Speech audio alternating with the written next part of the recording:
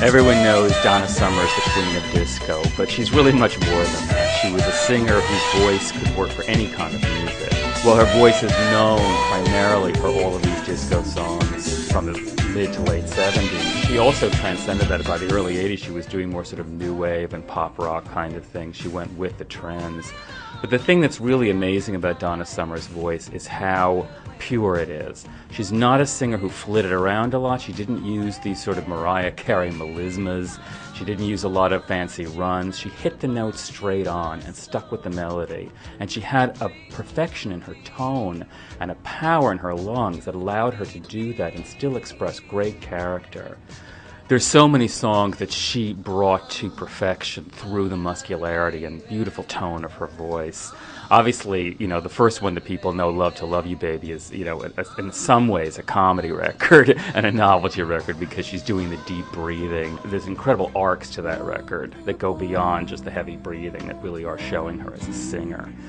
She was really important in a lot of records that became seminal, not just in the dance world, but in the electronic world. In the songs that she made, like I Feel Love with Giorgio Moroder in the 70s, it was really setting a template for all the electronic music that would come after that.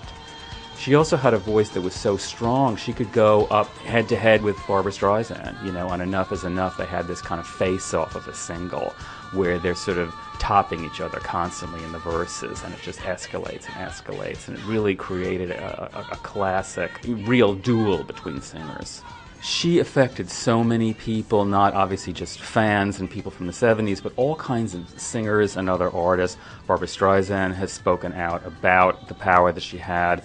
Nicki Minaj. So, people from various generations, of course, have responded to the purity of her sound and to the sheer force of it. She just owned the 70s disco era, really her and the Bee Gees, and not only that, but she made great music and really progressive music. Things like Love to Love You Baby and I Feel Love still influence music today. She was such a force for such a long time, and she has a kind of immortality, I think, forever. She had kept it a secret that she had lung cancer, at least from the public. She had been suffering for quite a while. But she was just 63 and died on Thursday, and it came as a shock to a lot of people. But it's a huge loss to the music world because when you still went to see her on tour, you could see that she retained the purity of her tone and the power of her singing. Let's dance for love.